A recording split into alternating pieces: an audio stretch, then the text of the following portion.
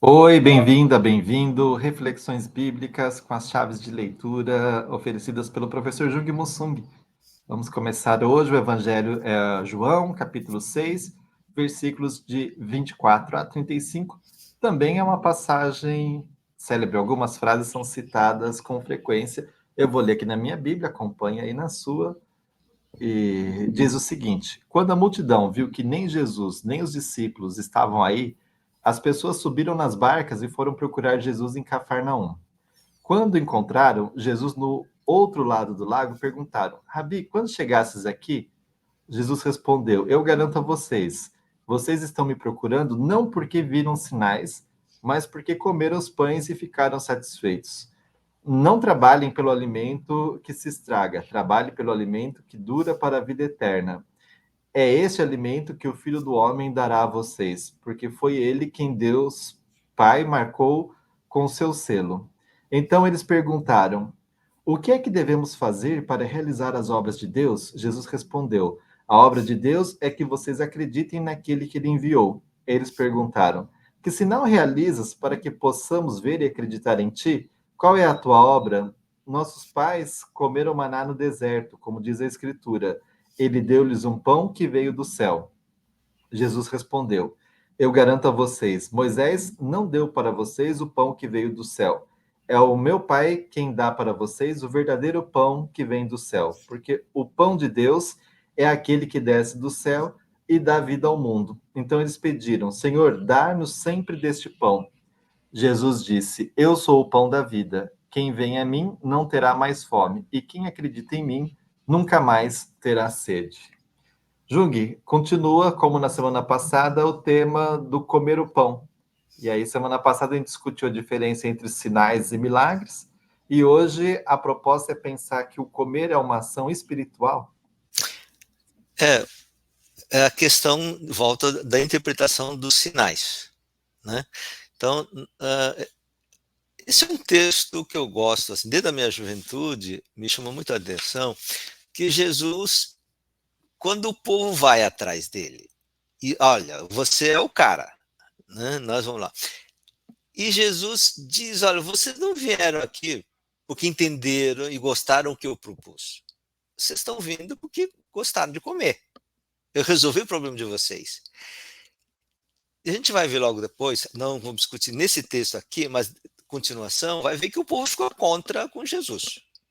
Então, uma coisa importante, Jesus não muda o seu ensinamento, os seus princípios, para manter os seus seguidores, vamos dizer, no tempo de hoje. É quando você diz alguma coisa que o povo, que teus seguidores da rede social não aceita, ele desaparece, pode diminuir. Aí, não, gente, vocês entenderam, olha, eu vou explicar para vocês. Porque a gente tem uma lógica de seguir e de querer seguidores, e não de realizar a sua missão. Então, a lógica que predomina no mundo e também muitas vezes no campo religioso é do marketing. Eu não atendo, não falo, não ensino aquilo que Deus me deu como missão, mas eu dou aquilo que o povo quer. Porque a gente acaba justificando, né, desculpando esse desejo de marketing, dizer, não, é que Deus quer que essas pessoas entrem na igreja e com isso vão se salvar. Mas é para entrar na igreja para aprender e seguir o caminho de Jesus, e não aquilo que o povo quer. Nós vimos na semana anterior, semana passada, isso, que o povo queria uma solução rápida. E Jesus disse, não, não é assim que funciona. O reino não é assim. A minha missão não é essa. Então, e aqui nessa tensão, então Jesus disse, há algo mais importante do que o desejo de vocês e o meu desejo de ter sucesso. Eu tenho uma missão.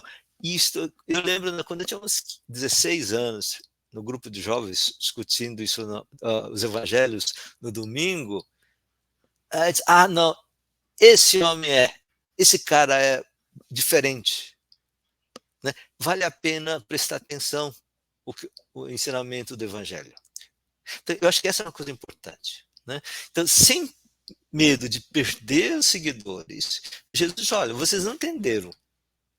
E aí o pessoal diz assim, o caminho para seguir Deus é seguir a mim, aquilo que estou ensinando. Aí a reação do pessoal, não, nós resolvemos não do teu jeito. Moisés resolveu nosso problema, cai do céu. Aí eles disseram, vocês não entenderam Moisés. Porque não é Moisés que deu o pão, é Deus que aqui está agindo por meio de mim, da minha ação. E aí, o que Jesus está dizendo? Olha, o ser humano precisa de comida. Isso.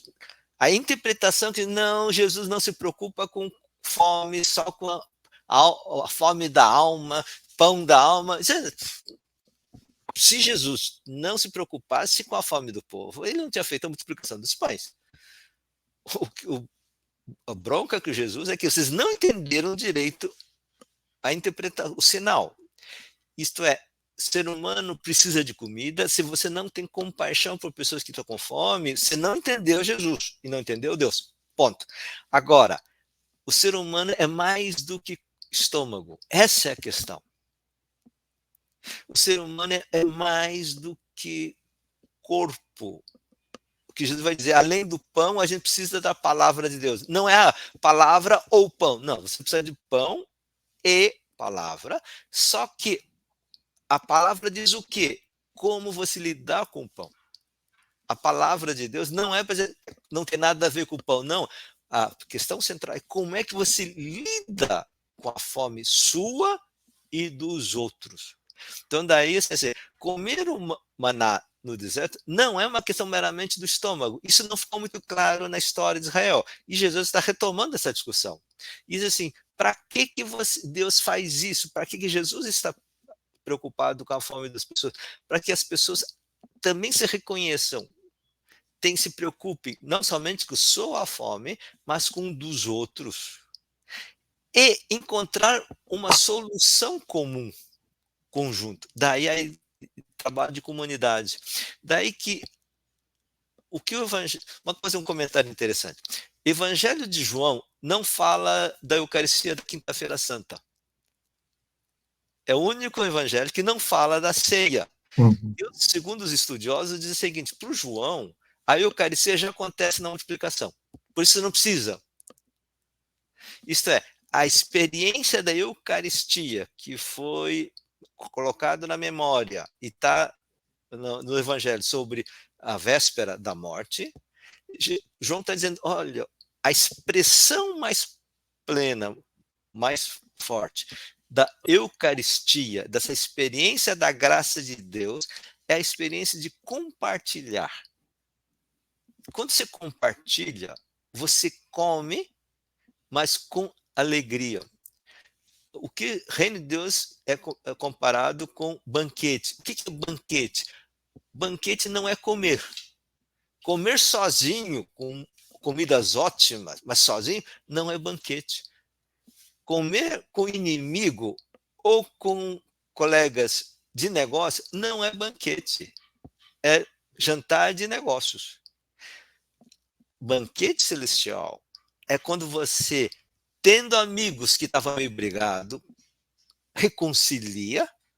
Por isso que na Eucaristia cristã católica a gente começa com perdão, pedindo perdão, e depois compartilha o conhecimento, a palavra, para poder entender o sinal da Eucaristia, de compartilhar o pão com a fome dos outros.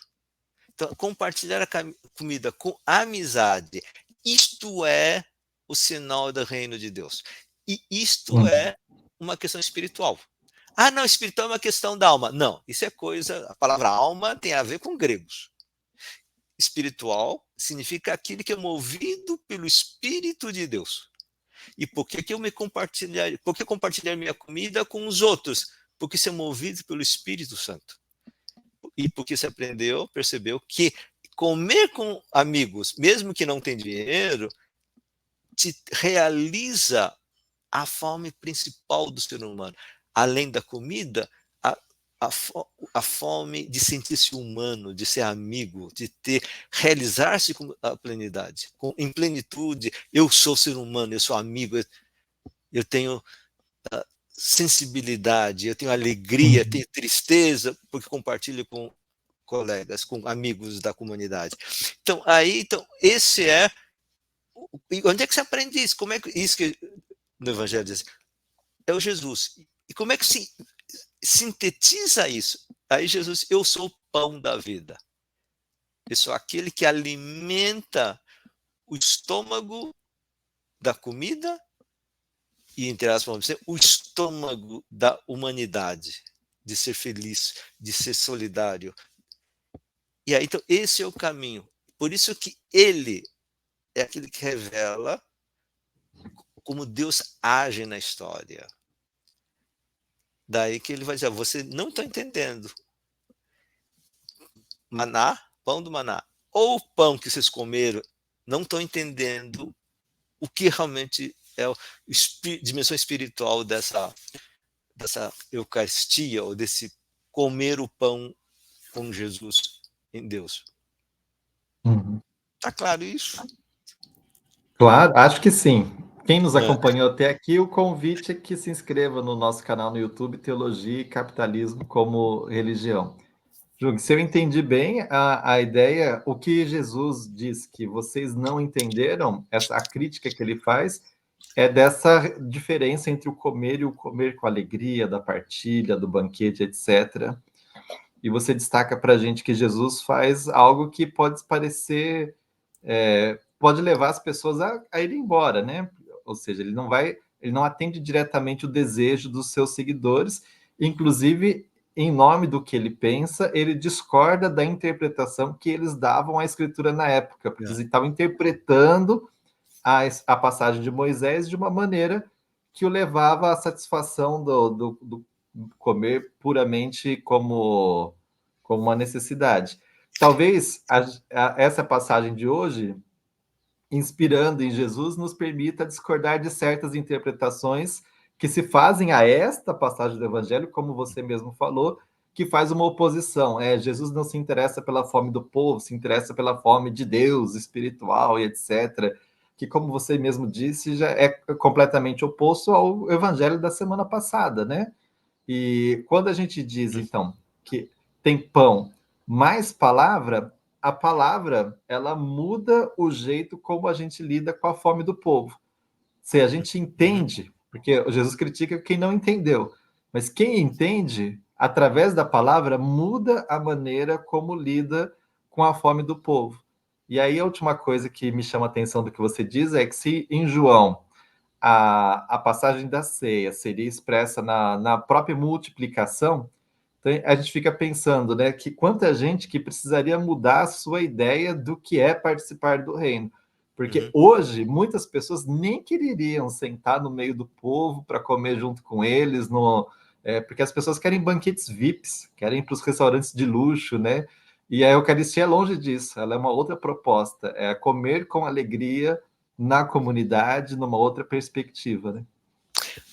Eu lembrei agora da pregação de João Paulo II, na primeira viagem ao Brasil. Ele fala para os jovens em Belo Horizonte. E ele diz assim, eu lembro, eu era jovem, ele disse, que belo horizonte. E aí ele diz assim, vocês dizem com razão que não podemos ser felizes vendo tanta gente passando fome. É isto. Nós queremos ser felizes. Isso é do humano. Aí diz, a gente pensa que a felicidade vem de você comer só com o seu e de você querer cada coisa aumentar sua riqueza, a ganância. E o Jesus, e na época João Paulo II falando, não, vocês percebem, nós não podemos ser felizes sem. Então, o desejo de ser feliz só se realiza na medida que você tem compaixão e faz algo para as pessoas que estão com fome. Porque se você não sente isto, você perde um pouco a humanidade. Isso que o Papa Francisco insiste muito. Nós estamos vivendo num mundo Insensível. insensível, desculpe, né? E aí não está sentindo o sofrimento do outro. E aí você não tem a capacidade também de sentir a sua felicidade verdadeira. Então, a única forma de você realmente ser feliz humanamente, isto é ser bom, eu quero, me sinto bem com uma pessoa bem, e me sinto bem comigo, na medida em que eu sou compassivo, tenho solidariedade, eu sinto o sofrimento do outro, da fome. Por isso que precisamos resolver o problema da fome de todos, para resolver também o meu problema da felicidade. Tudo bem, uma passagem diferente. Jesus discorda de certas interpretações da Escritura, chama a atenção das pessoas quando não estão entendendo nada, e a gente precisa estar atento à palavra para poder melhor compreender a maneira de viver com felicidade essa partilha do pão. Até a próxima, Jung. Tchau, Entende? tchau. Tchau.